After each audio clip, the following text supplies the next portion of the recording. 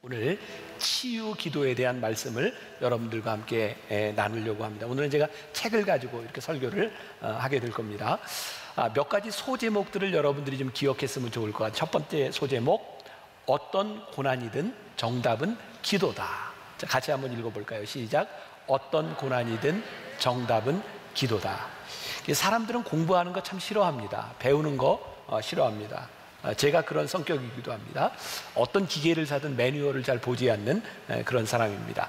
김정은 교수가 몇 년 전에 썼던 에디톨로지라고 하는 책에 나오는 이야기인데요.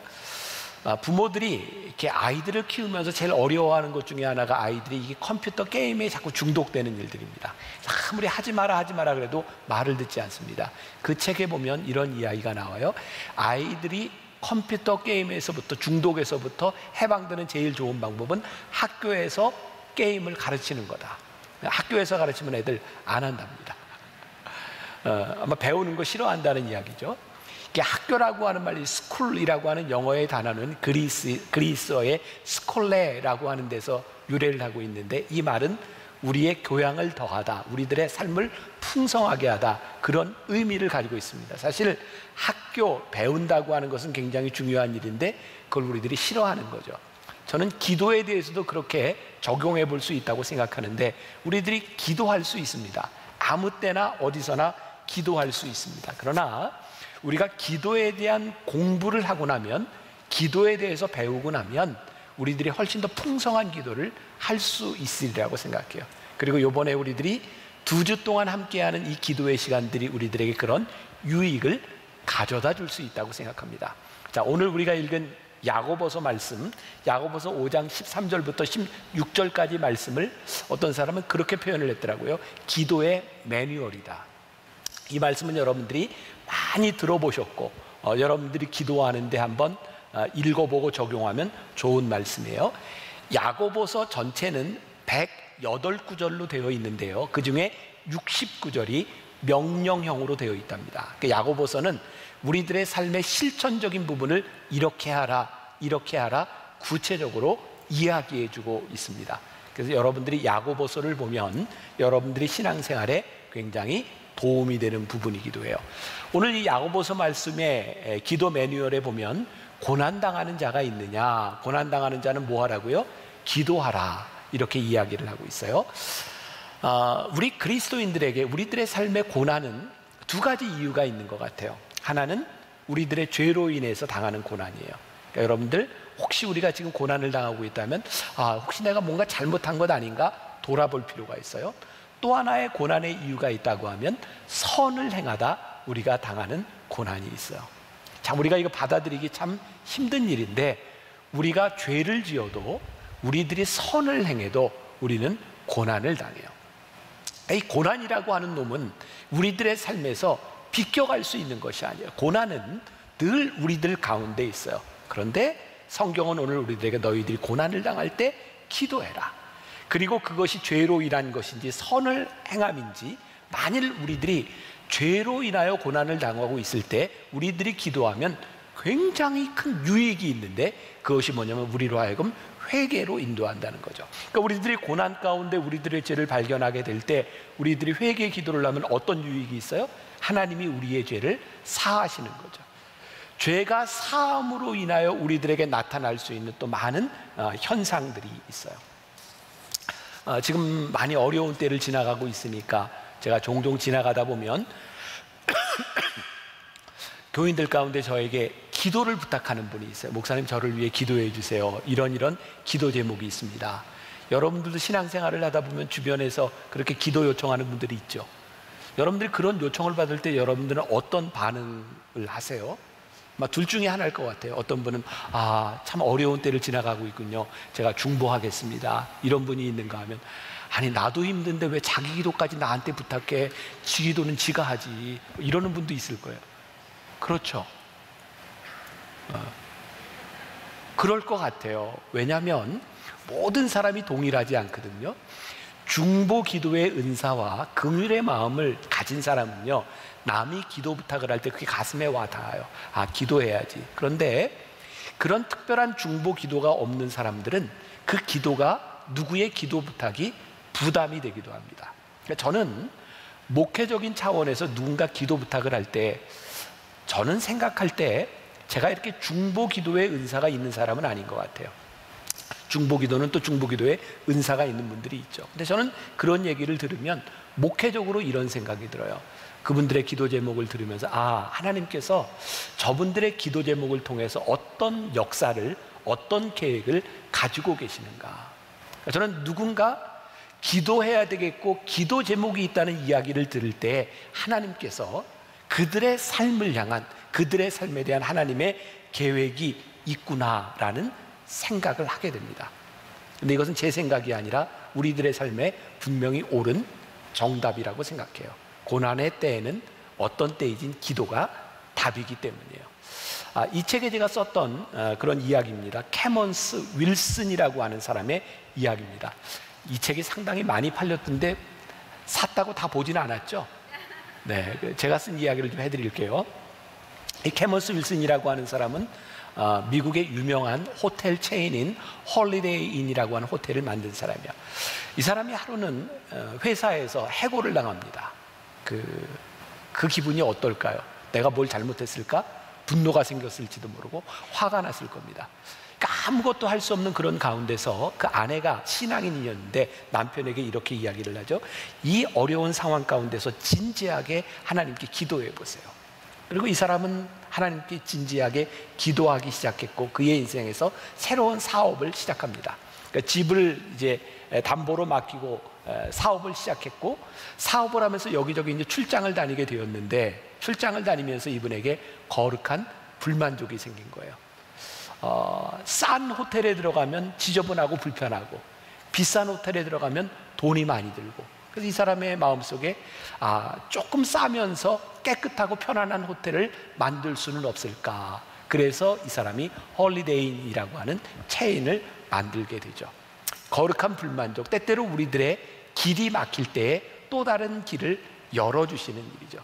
지난주에 저는 제 아내하고 둘이 저녁을 먹으러 나갔다가 맛있는 맛집을 찾아갔습니다. 찾아갔는데 문을 닫았어요. 그럴 때는 어떻게 해야 돼요? 다른 집을 찾아야죠. 그래서 다른 집을 찾아갔어요. 또 문을 닫았어요. 그럴 때는 어떻게 해야 되죠? 또 다른 집을 찾는 겁니다. 그래서 맛집이 아닌 그냥 모르는 집, 열려있는 집을 들어갔어요. 그리고 딱 한 술을 떠먹는 순간 제 아내하고 저하고 둘이 똑같이 얘기했어요. 여기 안 왔으면 어떡할 뻔했을까? 진짜 맛있는 집으로 왔어요. 그냥 제가 이렇게 말씀에 적용해 보는 거예요. 만일 그 집이 문을 닫지 않았더라면 저는 오늘 이 집에서 식사하지 못했을 겁니다. 문을 닫았기 때문에 다른 집에서 새로운 경험을 하게 되는 거죠. 기도는 마치 우리들에게 새로운 길을 열어주는 것이다. 우리들이 가끔 그런 얘기 하잖아요. 사방이 막혀 있을 때 우리는 어디를 봐요? 하늘을 봐요. 열려 있을 때는 보지 못하던 하늘을 보면서 하늘의 일을 우리들이 경험하게 되는 거죠. 그래서 고난을 당하고 힘든 자들에게 기도는 우리들에게 새로운 것을 보게 하는 것. 그래서 기도는 우리의 인생의 고난 가운데서 답이 되고 우리의 질병 가운데서 우리들이 응답을 받을 수 있는 아주 중요한 통로가 되는 것이 기도인 거죠. 그런데 이 기도는 저절로 그냥 되어지는 것이 아니라 우리들이 기도에 대해서 듣고 배우는 것이 필요하다는 생각을 해요. 조금 전에도 이야기했지만 우리들이 2주 동안 함께 이제 기도하려는 시간을 가지려고 하는데 어느 때든지 어디서든지 우리들이 기도할 수 있어요. 그러나 특별한 시간에 우리들이 모여서 기도하는 것은 우리들에게 굉장히 새로운 경험이 될 수 있어요.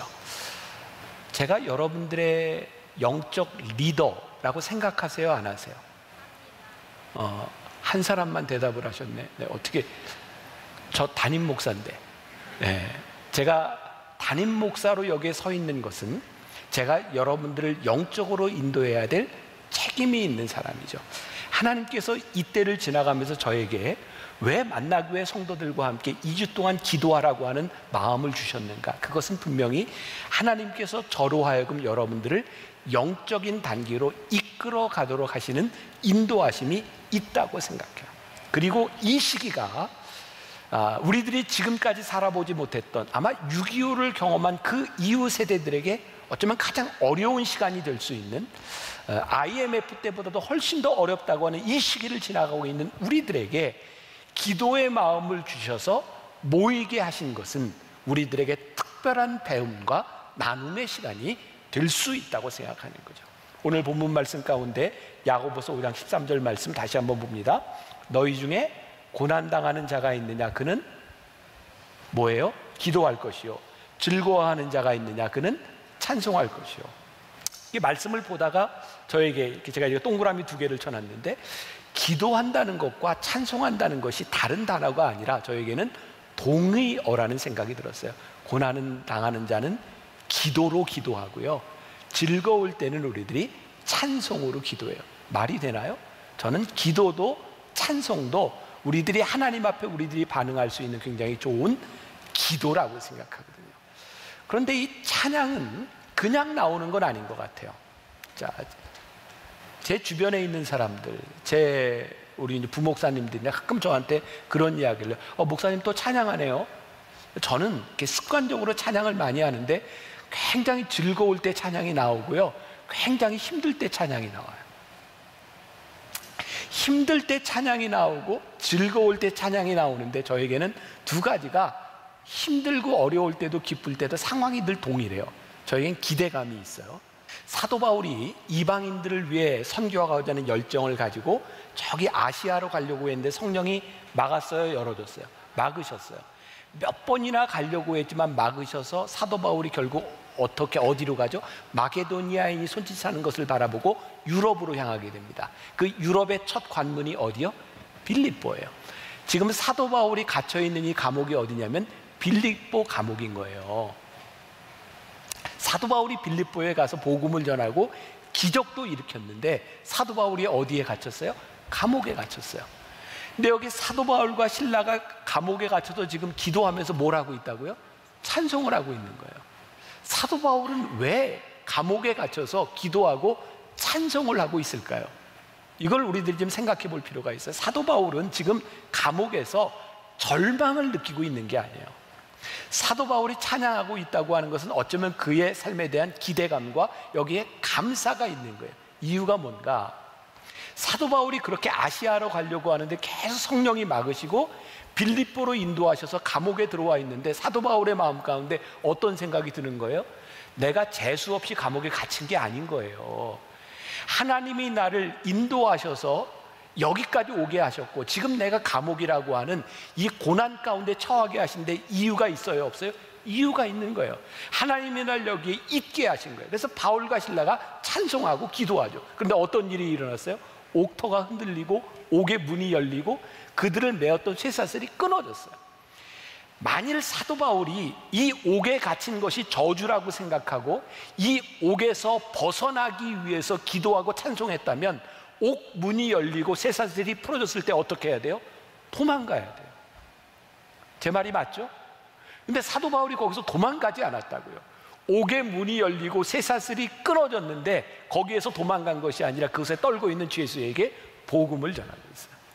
그러니까 사도 바울이 이 감옥 안에서 찬송하고 기도할 수 있었던 이유가 그의 인생에 닥친 감옥이라고 하는 고난이 절망이나 재수 없이 나에게 이곳에 있게 하신 것이 아니라 이곳에서 하나님의 뜻과 인도하심이 있다고 믿었을 때에 그는 거기에서 찬송하고 기도해요. 우리가 앞으로 2주 동안 함께 모여서 찬송하고 기도할 수 있는 이유가 뭐예요? 우리가 고난 가운데 우리들의 인생에 겪어보지 않았던 힘든 일 가운데 처해 있는데 하나님의 인도하심이 있어요, 없어요? 있어요. 만일 우리가 이것을 믿지 못한다면 우리들이 기도해야 될 이유가 우리가 어떻게 찬송할 수 있겠어요?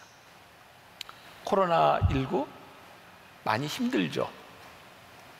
내가 보니까 저기 제일 힘든 권사 하나가 눈에 띄네. 등치가 커서 남달리라고 하는 권사가 우리 교회에 있어요. 아는 분은 아시겠지만 남달리 권사는 이게 레크레이션 강사니까 지금 5월, 4월 이때 레크레이션이 많이 있어야 돈을 버는데 행사가 다 취소됐죠. 굉장히 힘들 거예요.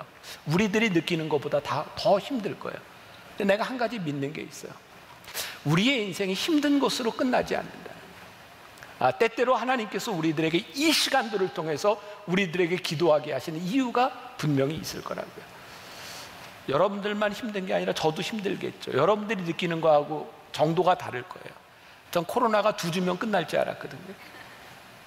근데 2월, 3월, 4월, 5월, 6월 이렇게 코로나가 계속될 줄 몰랐어요. 아마 여러분들 가운데도 신앙이 있는 사람들 그런 걱정이 될 거예요. 하나님, 이러다가 우리의 신앙이 이렇게 나태해지고 이렇게 교회에서 모이지 못하다가 이렇게 끝나는 것 아닌가요? 목회자들도 많은 두려움들을 가지고 있을 거예요. 그런데 하나님께서 저로 하여금 기도하게 하시고 소망을 갖게 하신 이유는 하나님께서 새로운 시대에 새로운 일을 보게 하시고 하나님께서 새로운 꿈을 품게 하시고 우리 교회와 여러분들과 저로 하여금 하나님의 인도하심이 있다고 저에게 믿어지는 거예요. 하나님, 어떻게 인도하실지 이 어려움 가운데서 하나님의 인도하심을 보기를 소원합니다.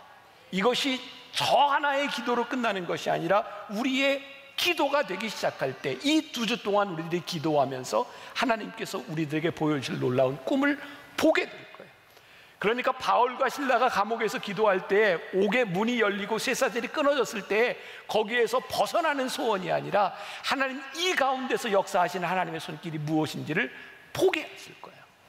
그래서 소제목 하나, 육체와 마음의 질병, 그 고난에 넘어 있는 것을 볼 수 있어야 될 것 같아요. 고난의 시간은 우리들에게 하나님이 분명히 주시는 응답의 시간인 거죠. 그래서 야고보서 기자가 뭐라고 얘기해요? 고난은 당하는 자가 있느냐? 병든 자가 있느냐? 뭐 하라고요? 기도하라는 거예요. 이 책에 제가 쓴 이야기 중에 하나인데 인도의 성자라 불리우는 썬다싱이라는 사람이 있습니다. 10대 때 예수를 믿고 그는 성자로 추앙받은 사람이에요. 이 사람에게 별명이 하나 있습니다. 히말라야의 성자. 그 인도와 그 미얀마 이쪽 접경에 있는 네팔 접경에 있는 히말라야를 넘나들면서 복음을 전하다가 이 사람은 죽었어요. 시신이 어디에 있는지 지금도 알지 못해요.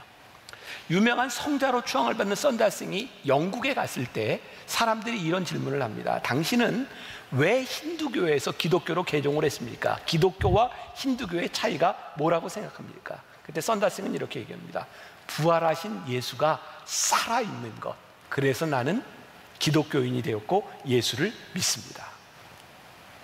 살아계신 하나님, 부활의 하나님을 우리들이 믿지 못한다면 우리의 기도와 우리의 신앙이 무슨 의미가 있겠어요? 예전에 그런 영화들 보셨죠? 우리 세대에는 배너, 쿠어바디스, 또 조금 젊은 세대는 글래디에이터, 이런 영화들, 그 로마에서 그 원형극장에서 싸움하는 검투사들, 또 사자에게 물려 죽는 것들, 그런 것들 많이 보셨을 거예요. 그때 사람이 죽느냐 안 죽느냐 결정하는 것이 누가냐면 거기에 있는 황제였어요.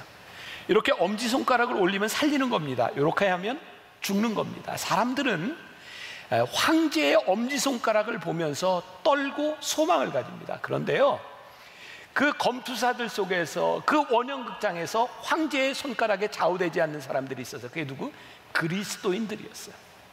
그리스도인들을 잡아 죽이고 황제가 손가락을 어떻게 하든 거기에 좌우되지 않는 사람들, 그들은 죽음이 끝이 아니라 부활의 소망을 보았던 사람들이에요. 제가 지난주에 여러분들에게 소개했던 짧은 책자가 하나 있어요. 존 파이퍼 목사님이 쓴 코로나 바이러스와 그리스도라고 하는 책입니다. 아주 작은 책인데 저는 이분이 상당히 예언자적인 생각을 가지고 이 책을 썼구나라는 생각이 들어요. 이분이 이 책에서 그렇게 풀어나갑니다. 지금 이분은 암 투병을 하고 있어요.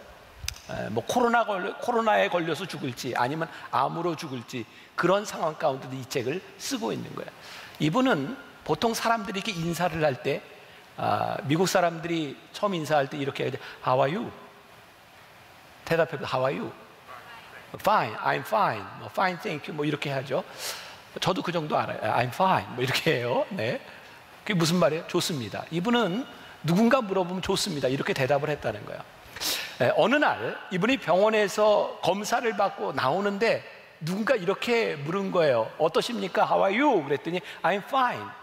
근데 그 순간 이 사람의, 이 목사님의 모여서는 암덩어리가 자라고 있었어요. 이 목사님은 이렇게 얘기합니다. 내가 좋습니다 라고 하는 인사가 올바른 것이 아니라 단지 나는 좋게 느끼고 있을 뿐입니다. 우리는 좋다 싫다 말할 자격이 없는 사람들입니다. 단지 우리는 좋게 느끼고 나쁘게 느끼고 있을 뿐입니다. 여러분들의 인생에 일어나는 일들에 대해서 우리들이 책임질 수 있는 것은 아무것도 없습니다. 단지 우리의 느낌일 뿐입니다. 여러분, 우리는 그렇게 우리의 인생을 주관할 만한 능력도, 우리의 기분과 상태를 장담할 만한 능력도 없는 사람들이죠. 그 책에 보면 야고보서 4장 13절부터 15절까지 말씀을 인용하고 있는데요, 제가 한번 읽어드립니다. 들으라, 너희 중에 말하기를 오늘이나 내일이나 우리가 어떤 도시에 가서 거기서 1년을 머물며 장사하여 이익을 보리라 하는 자들아, 내일 일을 너희가 알지 못하는도다. 너희 생명이 무엇이냐? 너희는 잠깐 보이다가 없어지는 안개니라. 너희가 도리어 말하기를 주의 뜻이면 우리가 살기도 하고 이것이나 저것도 하리라 할 것이거늘. 여기 있는 사람들 중에 누가 이런 일들이 일어날 줄 예측했던 사람이 있습니까? 여러분들이 벌려놓았던 일들 가운데 여러분들이 장담할 수 있는 것이 무엇이 있겠습니까? 그런데요, 이것을 주관하시는 하나님, 우리의 손을 떠난 이 모든 일을 주관하시는 하나님이 있다는 것을 우리들이 믿을 때 그 믿음이 우리로 하여금 기도하게 만들어요. 오래전 이야기입니다. 이 책에 나오는 이야기인데 이 책을 누가 썼을까요? 제가 썼죠. 제가 쓴 이야기예요. 오래전에 우리 아이들이 어렸을 때 초등학교 다닐 때입니다. 혹시 기억나시는지 모르겠어요. 옛날에 아이들이 가지고 있던 게임 중에 디지몬이라는 게 있었어요. 그 게임이 그 몬스터, 그 캐릭터를 이렇게 막 먹이고 재우고 이래서 막 키워나가는 그런 게임이었습니다. 근데 어느 날 제가 집에 들어왔는데 우리 애들이 초등학교 때였는데 둘이 막 싸우고 있는 거예요. 싸우는 이유가 우리 딸내미가 그냥 저한테 이르는 거예요. 그 동생 이놈이 자기 그 디지몬 그 게임기에 있는 배터리가 죽었으니까 누나 걸 빼다가 자기가 낀 거예요. 그러니까 자기 게 죽은 거예요. 그래서 막 저한테 막 이렇게 하소연을 하면서 말하는 거예요. 제가 그걸 들으면서 참 한심하더라고요. 야, 그렇게 싸울 일이니? 그러니까 아빠가 하나 사다 끼워주면 살잖아요. 굉장히 감동적인 얘기인데 전혀 감동이 안 되는군요. 그거 갖다 끼워주면 사는데 그거 알지 못하는 아이들에게는 이게 그렇게 슬프고 죽을 것 같은 이야기인 거죠. 우리가 하나님을 믿는다, 저도 우리의 인생에 하나님을 믿는다고 하는 것이 무엇일까요? 지금 내가 내 손을 가지고 만들고 이것이 다라고 생각하는 그것 너머에 있는 하나님의 역사와 하나님의 손길과 하나님의 섭리하심을 믿는 그 기도를 할 수 있는 사람과 그렇지 못한 사람의 삶이 어떻게 통일할 수 있을까? 저는 이 치유와 이런 회복의 기도, 어쩌면 우리들의 삶에 가장 낮고 힘들고 고난과 절망의 시간 가운데서 하나님을 붙들 수 있는 기도, 하나님을 바라볼 수 있는 기도가 가장 절실한 기도일 것 같아요. 제가 이제 앞으로 10번 이 하박국의 이야기를 통해서 그런 이야기를 나누게 될 텐데, 제가 2000년 교회 역사를 보면서 그런 생각을 하게 돼요. 여러분, 2000년 교회 역사를 보면요, 이 교회는, 우리 신앙인들은, 우리의 신앙은 몇 번 사라졌어도 없어졌어야 될 일들이 많았어요. 근데 참 신기하죠. 가장 깊은 타락의 한가운데서 하나님이요, 교회를 다시 일으켜 세우세요.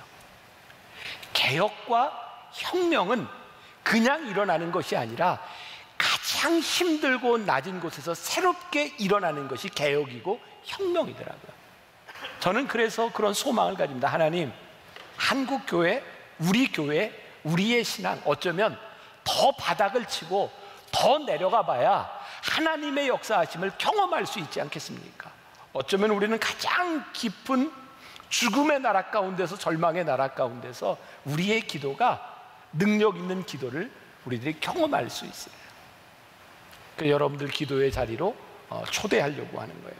자, 그러면 올바른 치유, 올바른 기도는 어떤 기도일까? 자, 야고보서 5장 15절 말씀 보니까 믿음의 기도는 병든 자를 구원하리니 주께서 그를 일으키시리라. 자, 믿음의 기도는 어떻게 한다고요? 병든 자를 일으키신다. 그가 우리를 구원하시리라. 그러니까 우리들이 병 가운데, 질병 가운데 기도하는 것 아주 좋은 일이에요. 왜? 하나님께서 우리를 이렇게 세우시리라 약속하셨으니까. 네, 가만히 한번 생각해 보세요. 예전에 여러분들 여기 연세든 분들 신앙생활 하실 때 우리 주변에서 이렇게 암, 불치의 병을 가지고 기도원에 가서 기도했던 사람들의 이야기, 간증들 참 많이 들었죠. 근데 요즘 병을 가지고 그렇게 하나님 앞에 처절하게 기도하지 않습니다. 왜 그럴까요? 요즘은 이게 기도하는 것보다 더 빠르고 기도하는 수고를 안 해도 병원 가면 나을 수 있는 게 참 많아요. 그렇죠? 그렇다고 해주세요. 그렇잖아요. 그러니까 우리가 기도 안 해도 낫는 게 많으니까 그렇게 절실하게 기도하지 않는 거예요. 그럼 우리들이 지금 이 시대 가운데서 우리들이 질병을 가지고 어떻게 해야 되는가? 저는요, 분명히 믿는 게 뭐냐면 하나님이 우리들에게 좋은 과학과 좋은 병원과 좋은 치료의 선물들을 우리들에게 주셨어요. 그러니까 우리가 병원에 가서 약을 먹고 나을 수 있는 것들을 우리들이 잘 활용하고 그것들을 잘 이용하는 것이 잘못된 것이 아니에요. 우리의 기도는 언제 절실해질까요? 어쩌면 병원에서 우리들에게 손을 놓았을 때, 우리들에게 소망이 없다고 생각할 때, 우리는 그때 하나님 앞에 절실한 기도를 하게 되는 것 같아요. 그런데 중요한 게 있어요. 이건 제 경험인데요. 제가 미국에서 공부하던 때 이렇게 채플린 교육을 러시 허스피탈이라고 굉장히 큰 병원에서 받았어요. 그 병원에는 채플린만 18명이 있었어요. 거기엔 랍비도 있고 신부도 있고 18명이나 있었어요. 병원은 수익을 창출해야 되는 곳인데 거기에 채플린이 그렇게 많으면 이것도 비용이 굉장히 많이 나가는 거 아니에요. 그런데 놀랍게도 심리학자들, 과학자들 이렇게 조사를 해보니까 똑같은 병을 가지고 똑같이 치료하는데 기도하는 사람과 기도하지 않는 사람의 회복의 속도가 다른 거예요. 여러분, 하나님이 우리 가운데 역사하시고 우리들이 치료의 과정을 통해서 치료를 받으면서 하나님께 우리들이 기도한다는 것이 얼마나 중요한지, 단순히 병이 빨리 낫는 것을 그것만의 의미가 아니라 저는 우리들에게 진짜 좋은 기도가 필요하다고 생각해요. 똑같이 병원에 가고 똑같이 치료를 받지만 하나님 좋은 의사를 만나게 하시고 좋은 약도 만나게 하시고 하나님의 인도하심 가운데 우리들에게 평안한 마음을 주시고 그것들이 우리들의 이 치유의 과정에서 얼마나 필요한 일들인지 몰라요. 그래서 우리들이 구분할 필요가 있어요. 우리들이 가지고 있는 질병 가운데서 이것이 생리적인 우리들의 육체적인 것에 대한 문제인지 아니면 영적인 것에 대한 문제인지를 구분할 수 있는 지혜가 필요해요. 예를 들어서 우리가 잘못하면 제가 영월에서 처음 목회를 할 때였어요. 그때는 제가 이제 대학원도 학교 이제 서울에서 다니면서 목회도 하고 그럴 때였는데 제가 서대문에 있는 학교에서 수업을 마치고 그 교회까지 가려고 하면 한 7시간 걸렸어요. 차를 몇 번 갈아타고. 그때 저희 아내가 첫 아이를 임신하고 있었는데 입덧이 굉장히 심했어요. 근데 영월에서 이제 차를 타고 마지막 수라리 고개라고 이런 고개를 넘어서 저희 교회에 있는 곳에 딱 도착하면 제 아내가 오바이트를 하는 거예요. 입덧이 심해서. 근데 그 동네 사람들이 베레아라고 하는 그런 약간 이단적인 데 이렇게 들어가 있던 분들인데 거기에 설교 테이프를 많이 들었던 사람이에요. 제 아내가 막 입덧을 하면 이렇게 얘기했어요. 입덧막이 들었네. 참 신기하더라고요. 입덧막이가 애 낳으면 떠나가요. 또 그 동네에서는 머리만 아파도 뭐라고 하냐면 두통막이라는 거예요. 참 신기해요. 두통막이가 아스피린에 물러가요. 굉장히 우매하죠. 우리들 육신을 가지고 있는 우리의 인생에 질병이 찾아오는 것은 굉장히 자연스러운 일입니다. 질병이 찾아오면 그것을 낫게 하고 치료도 받고 기도도 하는 게 정상이에요. 그런데 우리의 질병에 대한 문제가 영적인 문제, 우리의 죄에 대한 문제로부터 온다면 단순히 병원 가서 치료해야 될 문제가 아니라 우리들이 하나님 앞에 죄의 문제가 해결이 되어야 우리의 병이 놓여질 부분들이 있어요. 그러니까 성경에도 예수님께서 병을 고치실 때 귀신을 쫓아내신 것도 있고 예수님께서 그냥 안수하고 고쳐주신 것도 있어요. 그러니까 우리들의 생리적인 형상과 우리들의 영적인 문제들을 우리들이 잘 구별하면서 기도할 수 있는 지혜가 필요하고, 정말 중요한 것은 올바른 치유 기도는 하나님께서 우리들에게 주신 선한 것들을 잘 활용하는 것들이죠. 제가 어제도 그렇고 오늘 10시 예배도 그렇고 지금 예배도 그렇고 우리 교회 의사들이 많다 보니까 제가 이런 얘기를 하는 게 참 미안한데, 이게 제가 한 얘기가 아니라 벤자민 프랭클린이라고 한 사람이 한 얘기예요. 치료는 하나님이 하시고 치료비는 의사가 받는다. 근데 저는 옳다. 의사가 가지고 있는 자기의 능력이 아니라 하나님께서 우리를 인도하신 우리의 삶 가운데서 우리들에게 주신 선한 것들. 그래서 10시 예배 인도하는데 앉아있던 우리 권사님 중에 한 분이 병원을 오픈할 때, 제가 예배를 드릴 때 그런 얘기 했던 적이 있어요. 목사님, 저는 꿈이 있습니다. 교회 같은 병원을 한번 운영하고 싶습니다. 그분은요, 환자들이 오면 치료만 하는 게 아니라 이분이 믿음을 가지고 상담을 많이 해줘요. 제가 우리 교인들 중에 그래서 그분에게 환자들을 많이 보내요. 이분은 병에 대한 문제보다도 권사님이 좀 들어주고 상담을 해줄 필요가 있어요. 기도는 세상 의학과 반대되는 것이 아니라 하나님이 우리들에게 주신 축복을 우리들이 기도하면서 함께 가는 과정이라고 하는 것도 우리들이 기억할 필요가 있어요. 오늘 이제 말씀의 마지막이에요.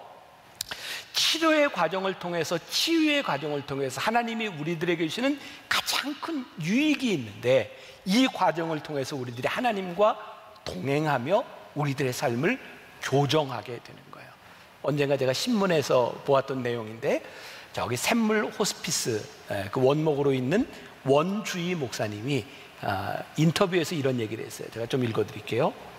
우리나라 교회들이 웰빙 목회만 해요. 기도만 하면 산다는 거죠. 그런데 더 중요한 것이 웰다잉입니다.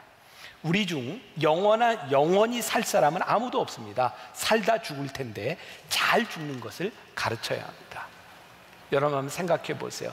지난 수십 년 여러분들 신앙생활을 하면서 여러분들 주변에 신유의 은사를 경험하고 병 나은 사람들 많잖아요.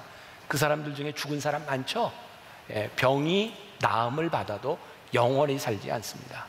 진짜 중요한 것은요, 우리들의 병이 낫는 그 순간이 중요한 것이 아니라 그 병이 낫는 순간과 그 과정을 통해서 하나님께서 우리들에게 어떤 것을 주시고 우리들이 그 시간들을 통하여 어떤 영적 유익을 얻느냐가 훨씬 더 중요한 거예요.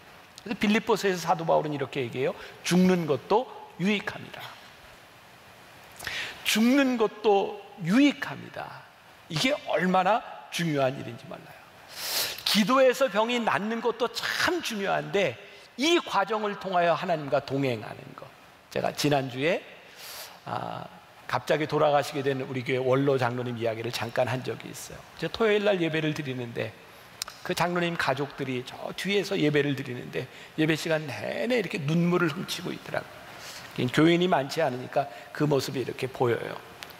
제가 어제 설교하다 그런 얘기했어요. 장로님이 갑자기 돌아가신 것이 참 슬프고 마음 아픈데 진짜 감사한 것이 그분이 짧은 치료의 과정을 통하여 주님과 함께 동행하며 돌아가셨다는 것이 이 가정의 큰 축복입니다. 하나님과 함께 동행하며 끝까지 투병하며 그렇게 돌아가신 것이 참 축복입니다. 그런 믿음의 고백을 했어요. 병에서 고침받는 기적도 참 중요한데 이 병을 통해서 하나님께서 우리들의 삶을 어떻게 고쳐나가기를 원하시는가? 이 치유의 과정이 중요하다. 여러분 가만 또 생각해 보세요. 우리들이 얻은 질병 가운데는 육신의 생리적인 그런 부분들도 있지만 사실은 우리들의 삶의 잘못된 습관, 하나님을 떠나간 삶의 습관들로 인하여 얻어진 병들이 참 많아요. 근데 이 치유 기도의 과정을 통하여 병이 낫는 것뿐만 아니라 우리들의 삶이 하나님 앞에 올바르게 세워지는 것이 얼마나 복된 일인지 몰라요. 아마 만나교회 오신 지 몇 년 안 되는 분들, 어떤 이제 오래된 분들도 이미 다 이제 좀 잊혀진 부분 중에 하나일 텐데 잘 상상이 안 되시죠? 제가 예전에 이렇게 서서 설교도 못하고 이렇게 의자에 앉아서 설교했던 때가 몇 년 있었어요. 중간중간. 그때는 제가 주일날 설교를 4번, 5번 이렇게 할 때였는데 설교를 하고 나면 발가락, 발바닥이 막 저렸어요.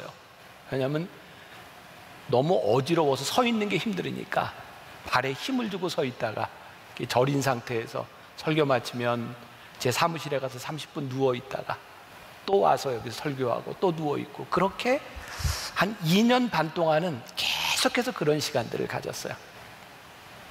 강단에 서는 것이 굉장히 두려웠어요. 내가 설교를 마칠 수 있을까? 그래서 정말 하나님께 간절히 기도하고 힘든 시간들을 지나왔어요. 그 힘들고 어려울 때 제가 뭐 응급실에도 실려가고 구급차를 타고 가고 이런 시간들 가운데서 저에게 한 가지 분명한 거 있었어요. 죽음이 두렵지는 않았어요. 그런데 그렇게 사는 게 두려웠어요.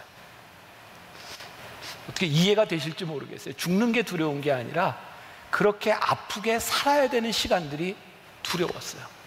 너무 아프고 힘드니까. 지난주에 제 아내가 지금까지 한 번도 그런 얘기를 한 적이 없는 저한테 그때 이야기를 하더라고요. 그때 자기는 속으로 아마 제가 죽을 거라고 생각했나 봐요. 그래서 혼자가 되면 어떻게 사나 걱정을 했대요. 애들 둘 데리고 또 시집 가기는 좀 그렇고, 이제 혼자 애들을 키우면서 살아야 되는데 뭘 먹고 사나. 제 아내도 신학을 했거든요. 그래서 여자 전도사, 그 월급 가지고 아이들을 어떻게 키울까, 그런 걱정을 했대요. 그러니까 그 순간이 저와 제 아내, 저희 가정에 있어서는 그렇게 죽음을 생각하고 살아가는 그 힘든 시간들이었어요. 그때 제가 기도하면서 그 치료의 과정들을 지나가면서 하나님께 그런 기도를 했어요. 하나님, 제가 죽는 것은 두렵지 않은데 하나님, 저에게 사명이 있는 동안, 제가 사명을 다하면 하나님 데려가실 텐데 사명이 있는 동안 제가 건강하게 이 사명을 살아갈 수 있도록 저를 좀 도와주세요. 그러면서 그때 제가 이제 병원에 가서 선생님들하고 상담도 하고 치료를 받고 하는 과정 가운데서 제 몸이 다 망가져 있는 거예요. 죄를 지어서 망가진 게 아니라 진짜 너무 열심히 살아서 다 망가졌었어요. 그리고 몸을 고치는 치료의 과정들이 있었어요. 가끔 우리 교인들이 옛날 사진 나올 때 저보고 저도 깜짝깜짝 놀라요. 저게 나였나? 옛날에 제가 이렇게 멋있질 않았어요. 제가 이게 10몇 킬로를 뺀 몸이니까 이 키도 작은데 얼마나 뚱뚱하고 몸이 얼마나 힘들었겠어요. 근데 그 과정들을 지나오면서 저에게 하나님이 깨닫게 하신 거예요. 그리고 이 치료의 과정들을 통해서 제가 하나님을 붙들고 의지하면서, 하나님, 제가 살아있는 동안 제 생명과 제 삶을 제가 제 마음대로 주관할 수 있는 능력이 있는 것은 아니지만 제가 하나님 앞에 쓰임받은 그 순간까지 제가 제대로 쓰임받을 수 있도록 제 삶을 고쳐나가고 교정하고 노력하겠습니다. 여러분들의 삶에 어쩌면 이 기도의 시간들, 이 치유의 기도와 회개의 시간들이 그 순간으로 끝나는 것이 아니라 이 과정들을 통하여 우리들이 하나님과 함께 동행하고 우리들의 삶을 교정해가고, 그리고 우리들의 웰비잉에서 끝나는 것이 아니라 웰다잉, 내가 죽는 것도 유익합니다 하나님 앞에 말할 수 있는 그 과정들을 살아가는 이 시간들이, 이 기도가 우리들에게 얼마나 귀한가. 우리가 이번 2주 동안 이 기도의 시간을 통하여 기도의 불을 켜고 절망에서 소망을 바라보며 우리의 삶을 교정해 나갈 수 있는 그런 축복의 시간이 되기를 주님의 이름으로 간절히 축원합니다.